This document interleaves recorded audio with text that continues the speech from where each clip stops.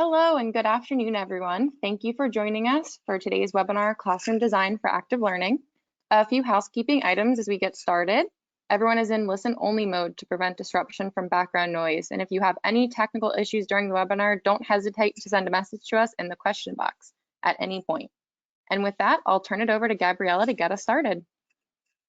Welcome everyone to our Scientific Teaching and Practice monthly webinar, co-sponsored this month by our friends at Macmillan Learning. My name is Gabriella Kirkley. I'm representing the Summer Institute Central team at Yale University. And joining us today, we have a speaker who came highly recommended by several top Summer Institute's leaders in STEM education reform. Helen Chu is currently the Senior Director of Learning Spaces at Stanford University, and there she is co-leading the campus effort to develop a 10-year master plan for classrooms and learning spaces. She has planned for us an awesome webinar that supports the active learning classroom from an angle seldom discussed in detail or at length in our webinars before.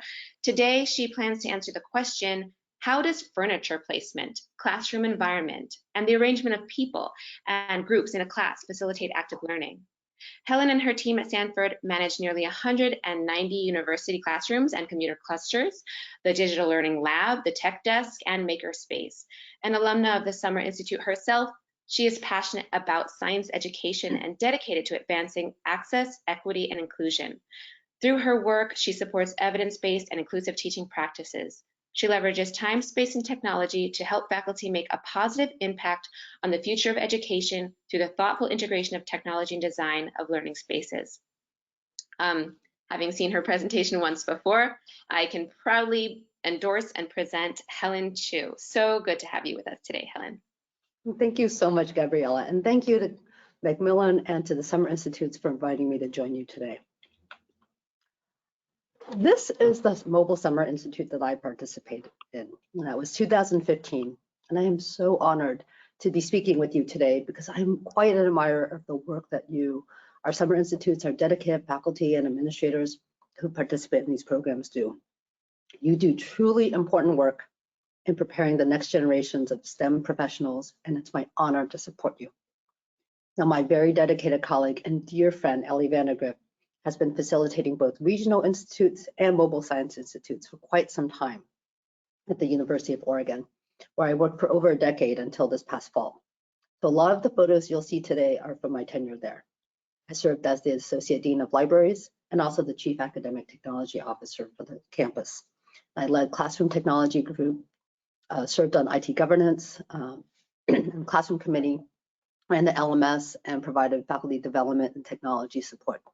So my time there, I worked with Steelcase, the Science Literacy Program, the Yamada Language Center, and my colleagues at the libraries and the Center for Teaching and Learning to launch the first active learning classrooms on campus. This is one that you see here. These first active learning rooms were the catalyst for tremendous changes into the teaching culture at the U of O. We hosted faculty development programs for active teaching and learning, as well as the Summer Institutes. And together, the alumni of these programs grew into a highly engaged 200+ person faculty community of practice. And this faculty community of practice was honored by the Provost's office and officially recognized 2 years ago when it became the very prestigious Provost Teaching Academy. And I share this experience as an example of the kind of impact, the kind of positive impact on teaching and learning that classroom design can have when faculty, administrators, and students come together. But enough about me, let's talk about you. I created some charts from the demographic information that we compiled from the participants' registration pages. Over 500 people registered to attend this webinar, so there's real interest in improving classroom design for active learning in today's circles. From your registration information, we see that 40% of today's participants are faculty and instructors, 55% are administrators, including instructional designers, librarians, pedagogy experts, and deans and department chairs. Now, for my library colleagues, I recognize that some of you have faculty status, but because librarians are positioned to advocate for the whole campus, the whole university, as well as specific departments, I thought it would be useful to include you in this particular slice of the demographic. Many of our administrators are also faculty, with the majority of our faculty participants today coming from biology, chemistry, and nursing. I'm also very pleased to see some humanists amongst us. So with so much expertise represented in the hundreds of participants today, I really want to take this opportunity to learn from you. So today's webinar will be an interactive one, and I'd like to start by giving you a couple minutes to think about your favorite classroom. What are some of the best features of that space? If you wouldn't mind, please write into the question box and then keep these things in mind as I share with you some of what I've learned in my career. So I'll wait a couple minutes and give you a chance to think about the favorite features of your favorite classroom.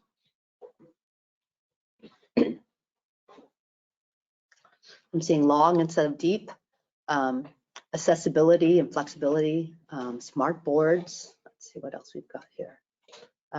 It's participatory, movable desks, multiple screens, learning pods, people in groups, and enough space to walk around. Comfortable chairs, large open spaces, group tables and computers, easy access, and comfort of occupants. So I think we have a pretty good, pretty well-developed sense of space. So I hope that you'll continue to share these and keep these in mind as we go through some of things that I've learned today, or over the years, I should say, that I share with you today. We shape our buildings. Thereafter, they shape us. Winston Churchill was adamant about rebuilding the bombed out House of Commons in the exact same location, despite the fact that they ran out of space. He also insisted on rebuilding with a density that would bring about a sense of urgency required of what he thought would be vigorous debate. Take a moment to consider the space. Not only is everyone seated facing each other to encourage eye contact and discussion, they're really tightly packed into that space. If you ask me, this doesn't look very comfortable, but that's maybe one of the features, shall we say, to encourage that vigorous debate that he's looking for, discomfort. Now, I advocate for the opposite, comfortable spaces. But I wanted to share this negative example of how we can use space design to encourage specific outcomes, but also to illustrate how space design privileges certain activities, and in this case, it's debate. In today's webinar, I want to show that space matters, and more specifically, that space can shape our behavior. I want to apply what architects have long practiced to our work in active learning. If we're interested in supporting and encouraging active learning, one of the things that we can do is to design and provide learning spaces that at a minimum removes the barriers to active learning and that ideally encourage the kind of behaviors that we associate with active learning. Hopefully by the end of today's session, you'll be able to identify barriers and supports to active learning, identify workarounds for teaching in spaces that are not designed for active learning, apply the design principles to existing or new spaces, and advocate for active learning spaces on campus. I presume that many of us have completed a regional or mobile institute because 84% of us have used active learning strategies to some extent. As we think about how we move people through a continuum, a journey from not practicing active learning on a regular basis to actually mentoring others, I invite you to consider where you are on your journey, but also how you can help others along the way. Whether you're in a position of advocacy or a decision-making position, poised to impact thousands of students per classroom as a faculty member or as an administrator. And if you're one of the students in today's session, please know that your voice is perhaps the most influential of all, should you decide to use it. As instructors, we rely on a number of active learning strategies like clicker questions or think, pair, share, or group work. I'd like to invite you to consider some design strategies for active learning.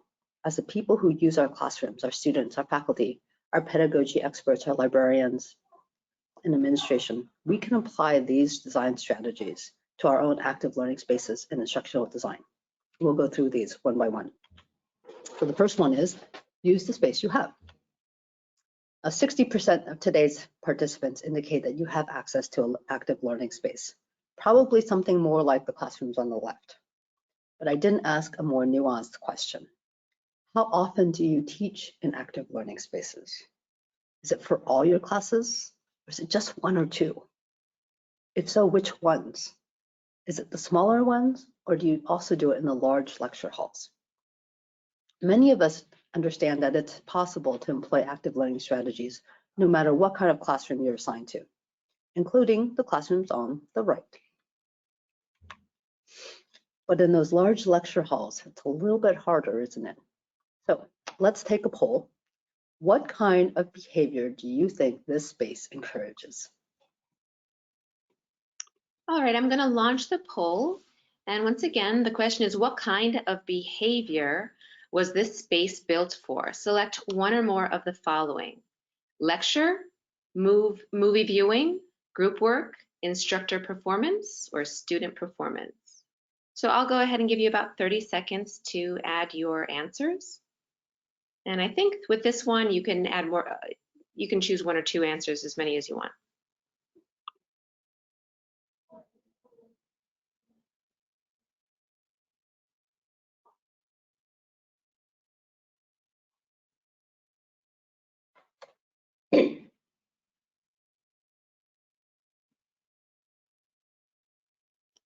All right, I'll give you just about 5 more seconds because it looks like most people have sent in their answers. And I'll close the poll here and share the results. Nice. Oh, that's nice. That is a little bit surprising in a good way. You know, in fact, I've seen all these activities in this space. Obviously, lecture is the most common. I've seen movie viewings. It is a residential campus after all. I want to talk about group work in this space. Well, actually, let's go to instructor performance first, because that was the third one here with 65%. Do you see that table in the back of the aisle on the right? I've actually seen a human anatomy class where Professor John Runyon placed that table in the front and in the most agile way possible, actually leaped up in one bound onto that table to demonstrate body mechanics. Needless to say, he's one of the most dynamic and popular instructors I've seen in a long time. And I think he's actually known on campus as the rock star of human anatomy. In terms of group work and student performance, those are also possible. So group work, Sierra Dawson is an alumna of the 2014 Mobile Science Institute. And she is in the habit of bringing in 2 by 3 foot sticky notes into this room. You've seen those things, the 3M giant things that you use in strategic planning meetings or department meetings and such. But she posts them all around the sides and the back of the room. And when the class breaks up into a group activity, groups of 4 either go to the large sticky notes or they huddle at their seats with a dry erase lapboard. It's really quite a quick turnaround, actually, because she's got the students practicing this on a regular basis. As far as student performance, I've seen this as well, or maybe better would be participant performance. Teresa May is a professor of theater arts at the University of Oregon, and she talks about how some spaces actually dictate certain behaviors.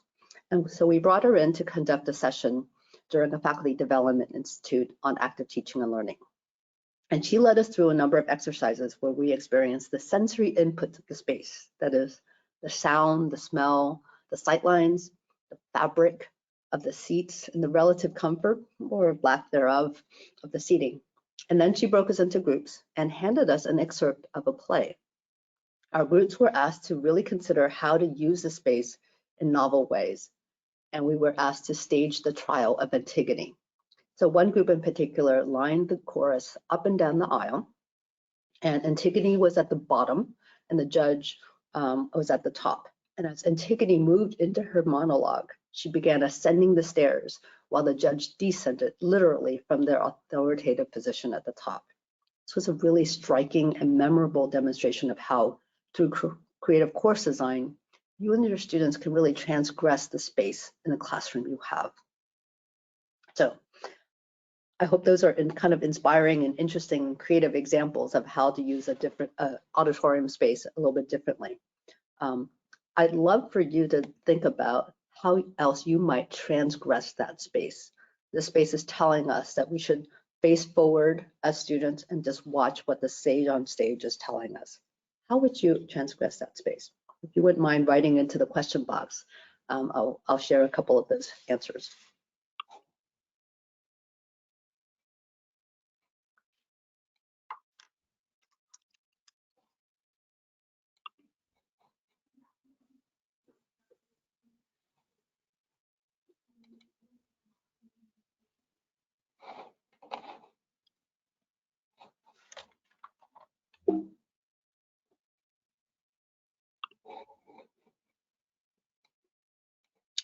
see, huddles in front of the room and in aisles,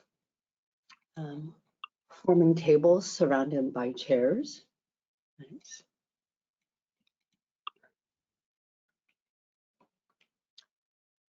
Entirely unsatisfactorily, have students work with the person next to them. Yes, absolutely. You can always have people work with the people right next to them, and you don't actually have to move anyone.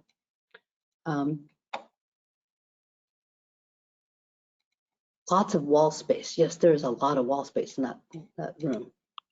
Then having the students be the focus, move to where they are for discussion. Absolutely. So one of the advantages of those aisles is that you can actually move up and down those aisles pretty easily. And if you don't have a full room, you could actually ask them to leave every fifth aisle open or fourth aisle open. And then that way you as instructors and TAs can move around those spaces. So, great. Very nice. Thank you very much. Now, our second design strategy is to remove barriers. In the question box, I'll ask you to consider what might be a barrier to active learning in a classroom.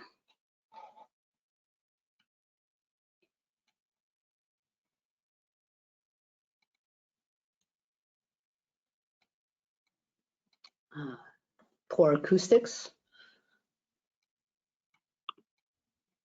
too much furniture or large immovable tables. Right? Yes, student buy-in to active learning pedagogy. We've unfortunately trained our students, like it or not, to sit there and just receive. That's not a great thing. So getting students on board is an important piece. Not enough space. Okay.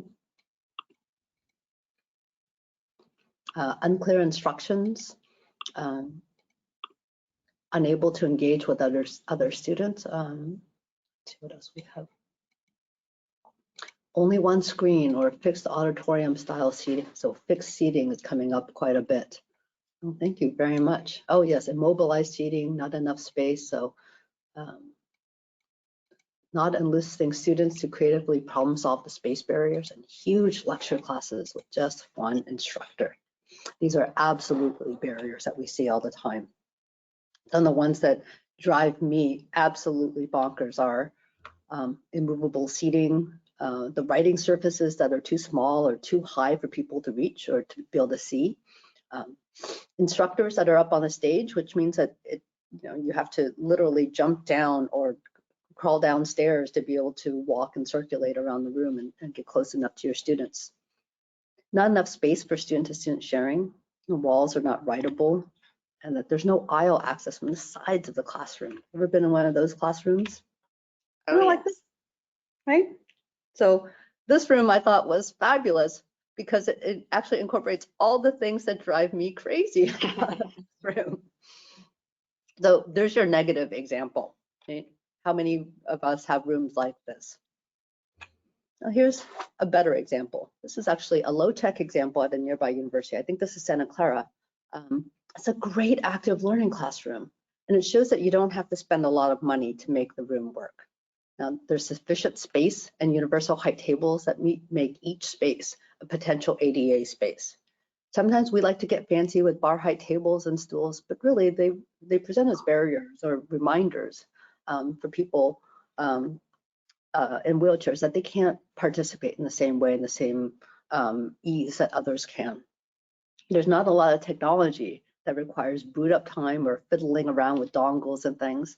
And the default configuration of groups of 6 make for moving into think, pair, share work or group work without a lot of loss of precious class time.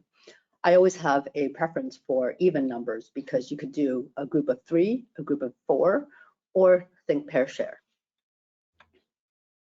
Now, plentiful whiteboards in this room in the Yamada Language Center allow for instructors in wheelchairs to reach all the boards. It also allows for longer equations without worrying about running out of board space. And many of my faculty tell me that their favorite classrooms feature whiteboards that go all the way around the room. So as the class progresses, they actually fill out the entire classroom. And the students love this because they can actually refer back to something without interrupting the class or asking the professor to move a board up or down or left or right, or goodness forbid that they've actually erased it already. The thing is, if you look at the ceiling of this classroom, you'll notice that a wall was literally moved to make this space. Sometimes you work with the classroom you have, and sometimes if you're lucky, you get to work with the building you get to renovate. Our third strategy is to design more inclusive environments. Sometimes you just have to design or teach in a lecture hall. This 500-seat auditorium may look like it presents. Oh, you still see me okay? I think my lights have just have gone out. Give me a second. I'll wave my arms around. It worked. It worked. Great. Love those sensors. It saves lots of energy. I guess I'm not active enough in the webinar. So this 500-seat auditorium may look like it presents a lot of physical barriers. And indeed, by virtue of seating 500 people in a very small space, it is certainly less flexible. But if you look carefully, we included dry erase boards all the way around the perimeter of the room. Those yellow glass panels behind the banister are used by student groups and for group work. It was actually inspired by the giant sticky notes that the human physiology professor was using in the lecture hall I showed you earlier. Of course, that room was equipped with a microphone and assistive listening devices.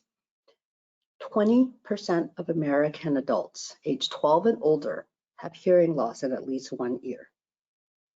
12.7% have hearing loss in both ears. That's a critical mass for which we should not be looking to address with accommodations, but with inclusive practices. In other words, we should just use the mic, even when we're in smaller classrooms. I myself have been guilty of just using my teacher voice, but the mic systems don't just amplify our voices, they adjust the signal to noise ratio. That means it makes for a crisper, cleaner sound for everybody. For our classroom designers and administrators, we should also be installing mics and sound systems, not just for the instructor, but for students and participants. Now, the photo on the right shows a catch box. Many of you probably have these. It's a microphone inside a padded cube. It's incredibly useful in auditoria and active learning classrooms alike because it can be tossed around to the student or participant speaking. And classroom designers, when you have the opportunity and the budget to build new or to renovate, I know you already consider the acoustics of the room. Consider the acoustics for everyone and all the activities that we support. Now, Stanford faculty respondents to a classroom an informal learning space survey that we conducted last year estimate that they use seminar, traditional lecture, and active learning pedagogies most frequently in their teaching, spending roughly 1/3 of their course time in each. So to design a room that supports these activities also means that we need acoustics to support full engagement in all of these activities and as seamlessly as possible. So this classroom's most advanced and inclusive feature is actually something you can't see in this picture. The Constellation Acoustical System by Meyer Sound actually supports the many different activities that we incorporate into our active learning classes. When it's in lecture mode, the instructor's voice is amplified throughout the entire classroom as if they're standing right next to you, without a mic, without a lapel mic, I should say. And in the small group mode, with a touch of a button, you can switch to small group mode, and then you can only hear the conversation in your area or your table while the conversations of other groups are muffled. We've all heard of fidget spinners. How about fidget chairs? Or as I like to call them and have been quoted as saying, chairs that respect you as people. Highly adjustable chairs allow for diverse body types, and all those micro movements allow our brain to concentrate better and may promote more activity in the room. Now, this is the original Steelcase Learn Lab at the University of Oregon that started all the others on campus. And this is day 5 of our Mobile Science Institute that I attended in 2015. Here's the same room in action for an econ course in game theory. I'm pretty sure I would have done a lot better in my college econ classes if I had my Urbantic as my instructor. He's really able to use this room to its full effect. We saw the advantage of copious amounts of board space for instructors, but bringing whiteboards to student seats facilitates group work. Active learning is based on constructivist learning theory. If we support writing to think and writing to learn, providing low barrier to entry technology, that is, in this case, a dry erase board and pens right at the students' tables, is simply an invitation to do just that. So I practice write to think all the time.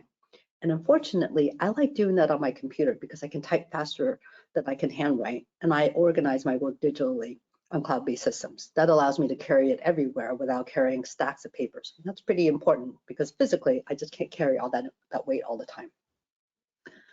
But a lot of people tend to think that, or may tend to think that I'm not paying attention because I'm on my laptop.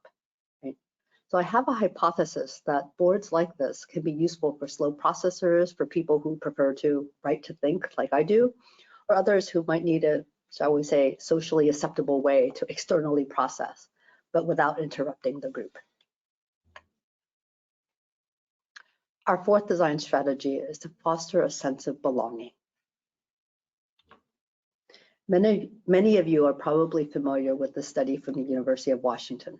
Master, Sherian, and Meltzoff showed that high school students' photos of 2 different computer science classrooms decorated with objects that represent either the geeky computer science stereotype, including computer parts and Star Trek posters, that's the top photo, or a non-stereotypical classroom containing items such as nature and art pictures, and that's the bottom photo. Among the findings, girls were almost 3 times more likely to say that they would be more interested in enrolling in a computer science course if the classroom looked like the non-stereotypical one. Number 5, promote eye contact. Well, this room looks quite a bit more comfortable than the photo in the House of Commons that I showed you at the beginning of today's webinar. We retain eye contact from that design, but we want our students to be comfortable so that they can concentrate and engage more meaningfully in class. In this Stanford highly immersive classroom, students can engage not only with each other, but also with leaders beyond campus. You might recognize one or more of the attendees in this class. The Learning Glass is another great technology that helps students make a connection to their faculty members, both in person and in an online environment. Instead of turning their back to the student when faculty write on the board, they can continue to make eye contact while diagramming or illustrating a concept. So here, Dr. Anderson is a physicist at San Diego State University and the inventor of the Learning Glass, demonstrates how to use a glass board in a live classroom situation with a number of physicists and alumni of the Mobile Science Institute. That's me in the front in the corner there, taking a video of the demonstration. In my decades working in academic technology and faculty development and higher ed overall, this is probably one of the most promising classroom enhancements I've seen, even in a small room like this one, which feels really intimate. It really felt like he was talking to me in a one-on-one conversation. This technology absolutely humanized the physics concept he was explaining because it felt like he was looking into my eyes while explaining it. The ability to look the faculty member in the eye, even when mediated through this technology and potentially through time and space, could help students feel more connected to their instructors and feel seen by the instructor. So one of the things I'm really interested in exploring is adding this as a tool into some of our larger lecture halls, spaces where students necessarily sit very far away from the professor just because of the size or volume of the classroom. Now, most institutions using the Learning Glass have been using it in online situations, and that makes perfect sense. I've managed academic technology on residential campuses for decades, so I think a lot about what makes our face-to-face instruction so valuable and so distinctive. Of course, it's who's in the room, the human interaction with great researchers and instructors, as well as our fellow students. So in short, promoting eye contact helps us build community, both in our classroom and on campus. So we know from Walter Cohen, Walton, and Eddie and Hogan that for our students, feeling like they're part of a community increases both performance and motivation, especially for historically underrepresented groups. So some of the work I'll be doing at Stanford will be to explore the connection between classroom design, increased eye contact, establishing community, and fostering a sense of belonging. Sometimes building community is just trying to make a large, empty space feel more intimate. Here's another way to shorten the distance between the instructor and the students, eliminating the front of the classroom. Students are never more than 5 rows away from the instructor in Oregon State University's Theater in the Round, even when it's a 277-seat auditorium. That's only 50 seats smaller than that large auditorium I showed you earlier. But this one feels a lot more intimate and conducive to community building. So let's take a moment to review the 5 strategies. Number 1, use the space you have. 60% of you have access to an active learning space, but for when you don't, transgress that space. Right? Number 2, remove the barriers to active learning. Make sure that your seating is accessible, add lots of writing surfaces, and make sure they're at a height where people in wheelchairs can take full advantage of them. Number 3, design a more inclusive environment. Add microphones and catch boxes, and when replacing chairs, select chairs that accommodate many different body types and shapes and sizes, including some benches for people who have helpers. Add dry erase boards for students right at their seats. Number 4, foster a sense of belonging. Provide spaces that are physically comfortable, including modesty panels and natural light. Make sure that these spaces are inclusive, recalling the UW study about encouraging girls and women to pursue computer science courses by making the spaces gender neutral.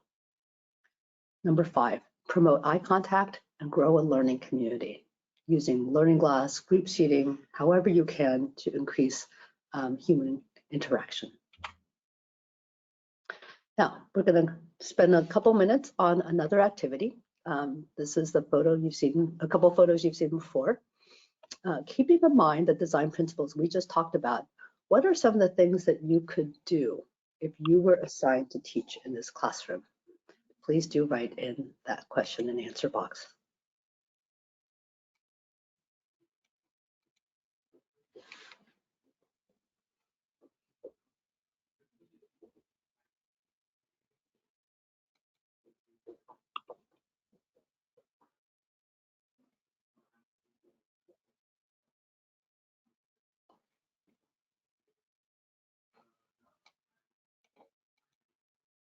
So we've got Think, Pair, Share, portable whiteboards or whiteboards on walls using a catch box, providing dry erase board using a microphone, walking up and down the stairs. Excellent. Using sticky sheets on side walls, having teams or small groups moving into different areas. Nice. Providing small whiteboards at the end of each row, using a portable microphone and walking up and down those aisles. Again, more whiteboards, learning glass, side and rear walls, pair students and seats. Great, thank you so much.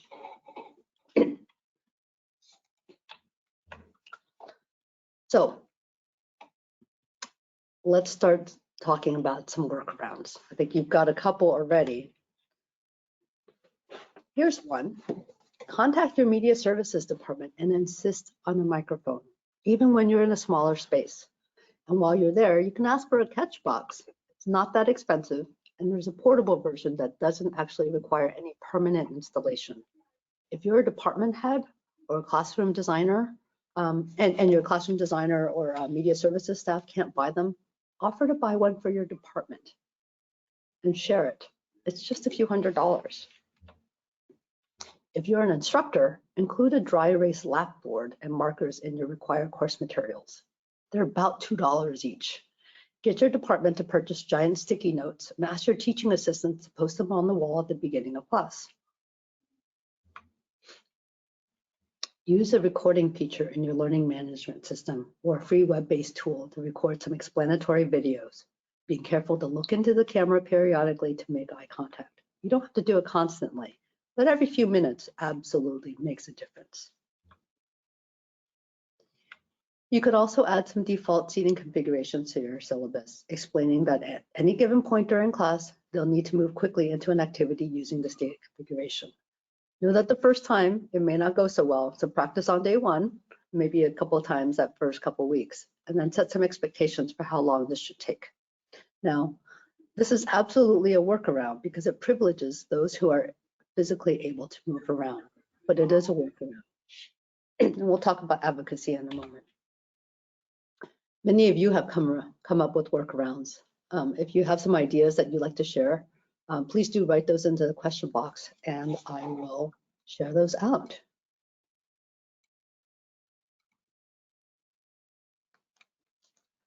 Let's see, I've got relay what you hear to share with the full class. Absolutely, repeat back. If you don't have a microphone for students or participants, repeat back what you're hearing so that everything can go through that mic system. Use the back wall area for group activities.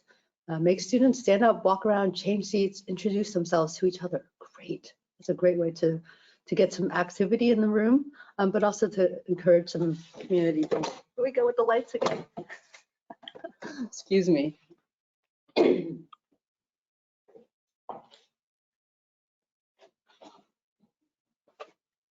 Melissa says she loves the idea of adding seating configurations to the syllabus.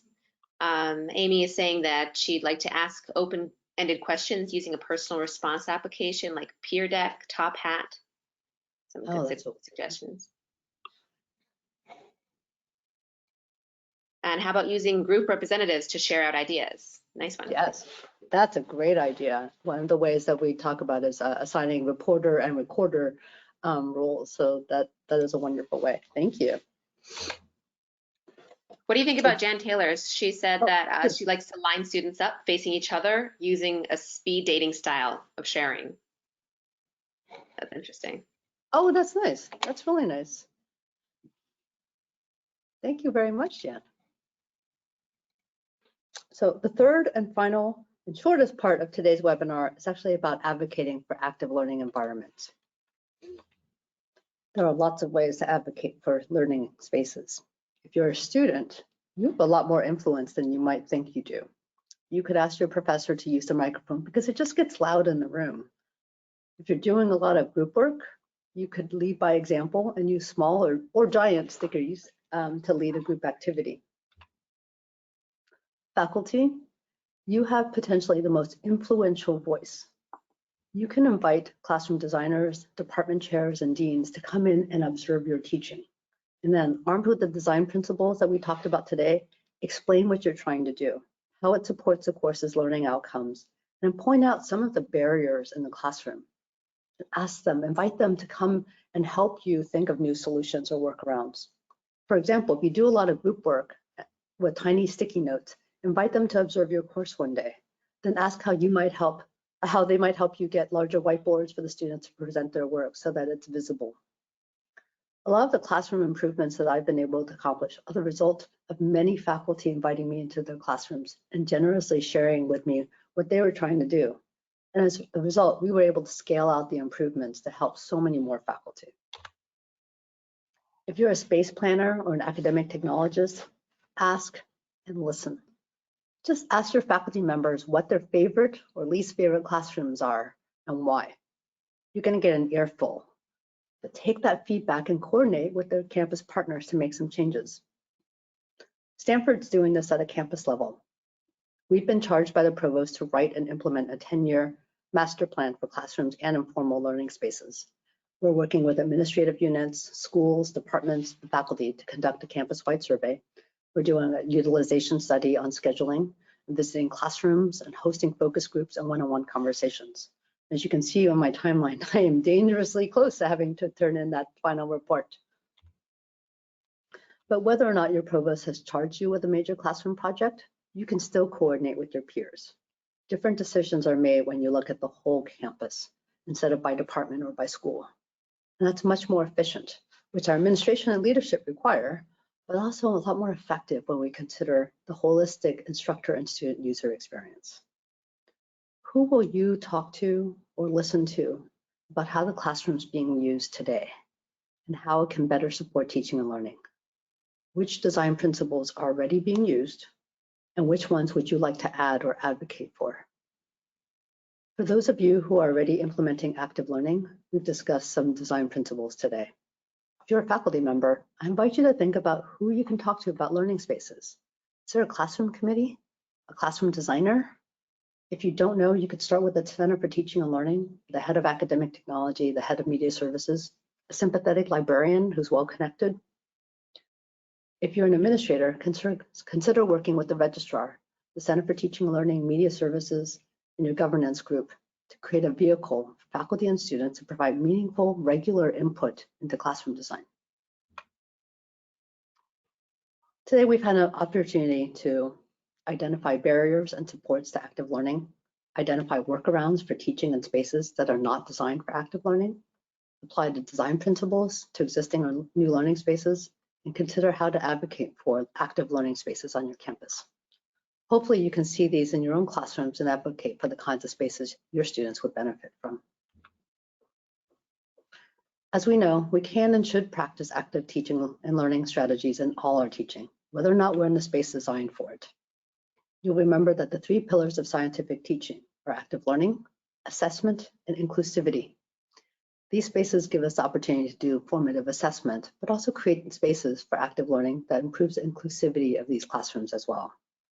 I hope that today I've helped you see our learning spaces a little bit differently, and that this is just the beginning of our work together in reimagining our learning spaces and how they can support active learning.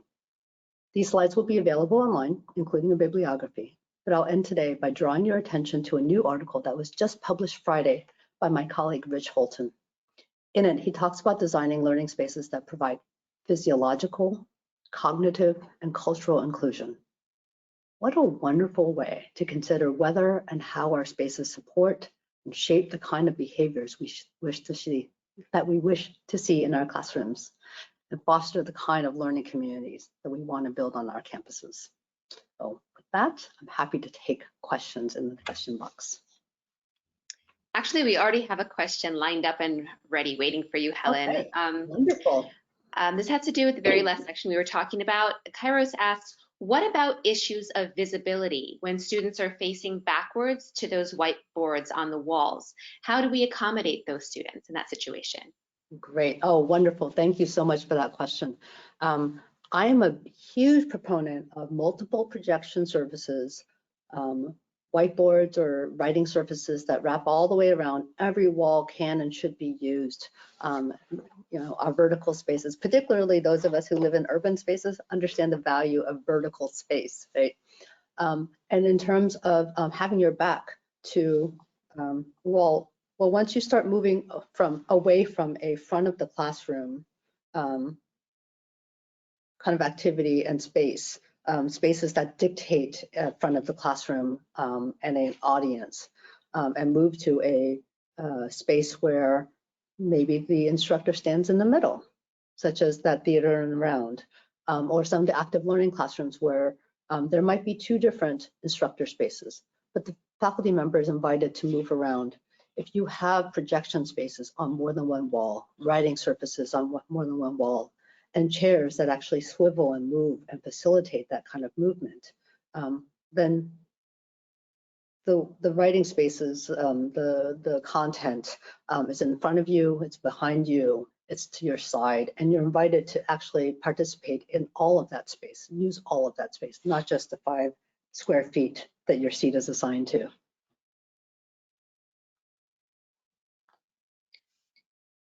All right, so we're actually waiting on a few more questions coming up here.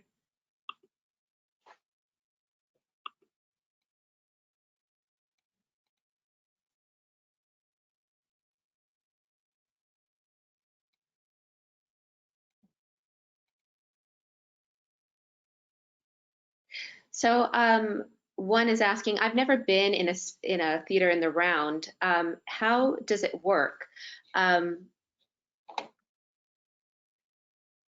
For the students sitting around the teacher, do they find that they're able to understand the teacher better? I'm sorry, this question is a little bit,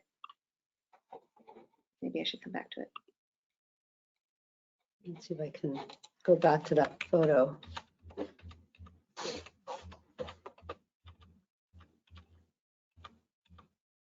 Here it is. Oregon State University's Theater and Round, they actually have two. This is the smaller one. This has 277 seats. The larger one, excuse me, I think is in the 500 range, and really feels quite like a performance space, a theater space. I haven't taught in these rooms, but we've worked with some faculty who have. And this space in particular, they really like because there is no raised stage. They can actually lecture, facilitate group work, do their thing, pair shares, or whatever kind of active kind of pedagogies they're interested in pursuing from within that center space. And I think what they end up doing is actually turning and speaking to one section or two sections at a time, and they'll just turn and facilitate the kind of conversation. But if you consider that they might be moving very seamlessly from one activity to the next, or from lecture to whole group discussion or to small group discussion, it's less about that stage space. The faculty also talk about being able to move really seamlessly. Take a look at how wide those aisles are, not just between the sections, but between the rows. I don't know if you can get a good sense of that, but that feels a lot more spacious than a lot of the auditoria that we have seen built in the 70s and 60s and such. So facilitating movement by the instructor, but also from the student's perspective, helps a lot, I believe. As far as the projection goes, I believe that projection is a dual projection, but is repeated throughout, so you have sight lines from wherever you are.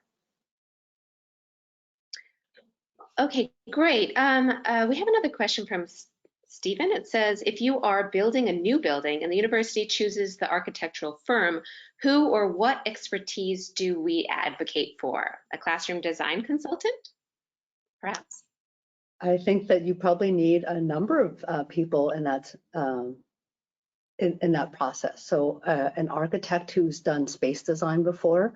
I would look at also some resources through Flex Space, Learning Spaces rating system. Colleagues have put together a number of resources. EDUCAUSE, SCUP, all of these kind of organizations have a lot of materials about what's working and what kind of spaces and principles and areas that they're trying to move into in terms of space design. And your media services folks will be familiar with that. Your classroom design and space design folks will be familiar with that. Your educational technologists, instructional designers, you'll need your network folks in there, because a lot of the work that we do now is requires not just network or Wi-Fi coverage in these spaces, but density if you're planning to push through, or you're having your students do a lot of work around video work in the classroom or data work. So those are definitely people that you want on there.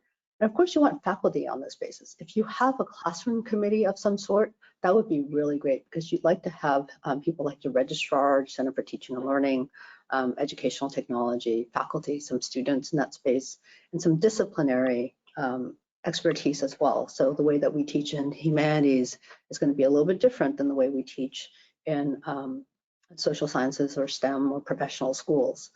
So getting a sense of what are the disciplines that are likely to be taught in those spaces based on size and location are really important to have in those spaces. The other piece that I've learned along the way that's really important, that doesn't actually happen a lot yet in design processes nationwide, is engaging our media services folks, or the folks who will take care of those classrooms in the long run upfront as part of the design process. What is a really common thing is that the spaces get built out, the AV and the IT get paid for as part of the project, and that is fabulous. But then it's not necessarily considered how they'll be maintained, whether there's a campus standard, and who will pay for that refresh until afterward. So one of the great things that you can do is actually involve those folks in the very beginning and make sure that it's following the standards that will be easily supported in that space, and that refresh funding will be incorporated from the very get-go, so that your CFO doesn't get a surprise, shall we say, 7 years down the line. Actually, I'd like to launch a poll real quickly just to get an idea of what people are more interested in thinking about. So the question is, of the strategies discussed in this webinar, which would you most like to discuss further? Which do you have most questions about? And you could select all the answers if you'd like, but we talked about using the space you have. We talked about removing barriers to active learning, designing a more inclusive environment, using the space to foster a sense of belonging, and promoting eye contact. So we're getting answers in. Looks like a lot of people are interested in removing barriers to active learning. But the answers keep coming in, so I'll give you a few more seconds and wait till everyone's done.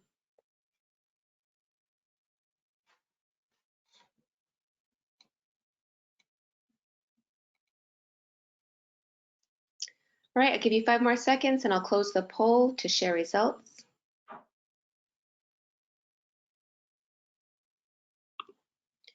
And it looks like people are quite interested in removing barriers to active learning and designing a more inclusive environment. That is definitely something that we've noticed here is a hot topic. Inclusion is constantly being asked as a topic to discuss during webinars here at SI Central. I'm going to go ahead and close the results. Is that okay, Helen? Yes, absolutely. Okay. So let's see. So we've got another question. The question is about duration of eye contact. So Vish was asking, how long should I maintain eye contact? And what about the pace of content discussion with students in different sides of the lecture hall? Sorry, would you repeat that again? Yeah, Vishva, if you want to rephrase that question, that might help a little bit. But the actual wording is duration of eye contact and pace of content discussion with students in different sides of the lecture hall. Okay, well, I don't know. I mean, I'll be really honest. I don't know, and I would love to hear some feedback. So if some of you want to provide some insight in the question box, that would be fabulous. My sense that is the cop-out answer is always, it depends, right? It depends who's in the room. And I think that's one of the great advantages of teaching in person, right? That you can actually, particularly if you're able to circulate around the room and get out there and talk to your students and get closer and get some of that eye contact, you get some of those other cues, those physical and verbal cues that you might not get otherwise if you were, well, say in a webinar like this, right? So circulating, getting a sense, doing a quick poll. Are they catching on to what you're saying? Are they tracking? Are they participating and engaging the way you want? Those are things that I think that's where you fall back on or look to your inclusive teaching practices to get a sense of how much eye contact you're getting or making, how much you're connecting with students. Some of you are probably very familiar with Kimberly Tanner's 21 inclusive teaching practices. She's a biologist, I believe, up at San Francisco State. She's fabulous. But if you Google 21 inclusive teaching practices and Kimberly Tanner, you will find them. So some of the things that I think about are that she talks about is doing a quick whip around. So everyone, if you have a small enough or in a group situation, you could have everyone participate by answering a quick question with a quick word, but everyone participates every time. That's one of the inclusive teaching practices that she talks about. Make sure that everyone is participating and that you're collecting and requiring engagement. So there are practices like that that you can use and leverage to get a sense of how much you are or aren't connecting with your students and how much they're connecting with each other. There's one more question here, or more of a statement. She would, this person, I can't see her name, oh, Melissa Lael Trecker would love to acquire a publication or text by you on these principles, if such exists. It would be nice to use as a reference in our department. Looks like she's going to be doing some advocacy going forward. Great. Oh, I'm so pleased. Yes, today's slides will be available as soon as we get off here and we can PDF them and post them. And I believe the video will be posted as well sometime soon, right, Gabriella? Actually, yes. If Sarah Jo, if you wouldn't mind going ahead and typing in the link to our post survey in the chat window, then everybody who is still here can go ahead and give us some comments. Thank you so much for putting this slideshow and presentation together, Helen. It was a fantastic overview of some ideas for classroom design that I'm sure will inspire many to rearrange their classroom according to your evidence-based recommendations. I want to send out a big thanks to our audience for joining and participating. Always a hallmark of our webinars here is that we would like to improve on, by the way, every chance we get. And to Macmillan Learning, our partners in creating this webinar every step of the way, thank you so much. Macmillan brought in an eager faculty and university administrative audience that has greatly contributed to today's comments and the course of conversation. I'd like to ask you to tell us what you think about the webinar by going into the post survey and giving us any questions or comments. You will receive links to the recording, as Helen said, and supplementary resources in the next day or two, as well as the slides in this presentation's recording. You can go to summerinstitutes.org under resources and webinar series if you would like to get an archive of the other scientific teaching and practice webinars that we have monthly. Lastly, stay tuned for next month's webinar on the future of online learning with Dr. Jose Vasquez, a professor of economics who regularly teaches online classes with over 1,000 students. So from SI Central, I just want to wish you a great afternoon, and thank you again, Helen. This has been a fantastic webinar. Thank you so much for the opportunity. Thank you again, everyone, for your hard work and making that kind of progress we talked about in our journeys, from incorporating active learning regularly to actually mentoring others. So let's go make an impact. Let's do it. Thank you. Thank you.